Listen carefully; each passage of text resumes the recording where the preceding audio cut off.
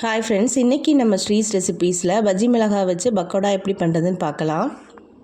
இப்போ லீவில் குழந்தைங்க வீட்டில் இருக்கிறதுனால ஏதாவது ஸ்நாக்ஸ் செஞ்சு கேட்பாங்க. இந்த மாதிரி பஜ்ஜி மிளகாவை வச்சு செஞ்சு கொடுங்க, ரொம்பவே நல்லாயிருக்கும். இது எப்படி செய்கிறதுன்னு நம்ம இந்த வீடியோவில் பார்க்கலாம். அதுக்கு முன்னாடி நம்ம சேனலுக்கு சப்ஸ்கிரைப் பண்ணலைன்னா சப்ஸ்கிரைப் பண்ணிக்கோங்க. முதல்ல நான் பஜ்ஜி மிளகாவை இந்த மாதிரி ரவுண்டாக கட் பண்ணி எடுத்துக்கிறேன். நம்ம நீளமாக ஒரே மிளகாவில் அப்படியே நம்ம வீட்டில் செய்யும்போது போட முடியாது. அதனால் நம்ம இந்த மாதிரி ரவுண்டாக நல்லா கட் பண்ணி எடுத்துக்கலாம்.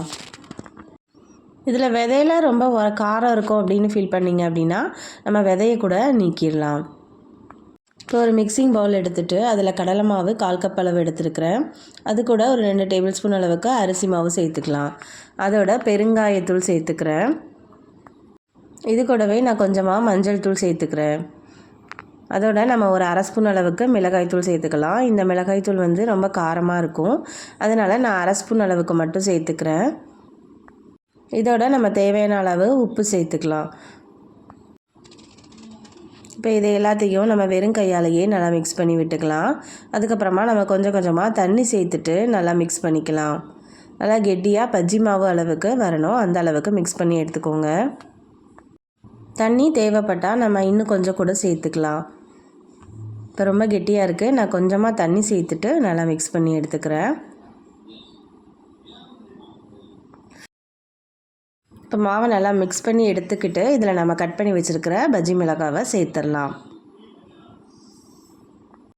இந்த பஜ்ஜி மிளகாவை நல்லா சேர்த்துட்டு நல்லா மிக்ஸ் பண்ணி எடுத்துக்கலாம். நல்லா லேசாக உடைக்காத மாதிரி நல்லா மிக்ஸ் பண்ணி விட்டுக்கோங்க. இப்போ இந்த அளவுக்கு நல்லா மிக்ஸ் பண்ணி எடுத்தாச்சு. இந்த மாதிரி நல்லா பிரட்டிட்டு ஒன்றா நம்ம எடுத்துகிட்டு எண்ணெயில் போட்டு எடுத்துடலாம். இப்போ நான் ஏற்கனவே எண்ணெய் காய வச்சுருந்தேன், அதனால் அதுக்குள்ளே நம்ம போட்டுக்கலாம். நம்ம பஜ்ஜி போடுவோம் இல்லையா, அந்த மாதிரி போட்டு எடுத்துக்கலாம். ஒன்றா தனித்தனியாக எடுத்து சேர்த்துக்கோங்க. இல்லைன்னா இந்த மாதிரி ஃபோர்க்கில் எடுத்துகிட்டு நம்ம ஒன்றா சேர்த்துக்கலாம். சேர்த்துட்டு நல்லா வேக வச்சு எடுத்துக்கலாம். இது நல்லா வேகும் போதே நல்ல வாசனையாக இருக்கும். அந்த மிளகாய் பஜ்ஜி வாசனை நல்லாயிருக்கும்.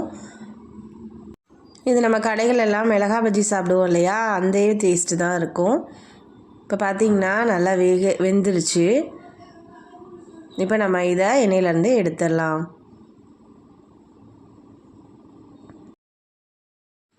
இது சாப்பிட்றதுக்கு மிளகாய் பஜ்ஜி சுவையில் அதே மாதிரி தான் இருக்கும். நல்லா வாசனையாகவும் இருக்கும்.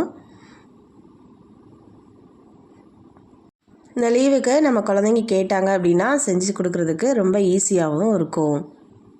சுவையான மிளகாய் பக்கோடா ரெடி ஆகிட்டு. உங்களுக்கு இந்த வீடியோ பிடிச்சிருந்தது அப்படின்னா நம்ம சேனலுக்கு லைக் பண்ணிவிட்டு சப்ஸ்கிரைப் பண்ணிக்கோங்க. தேங்க்ஸ் ஃபார் வாட்சிங்.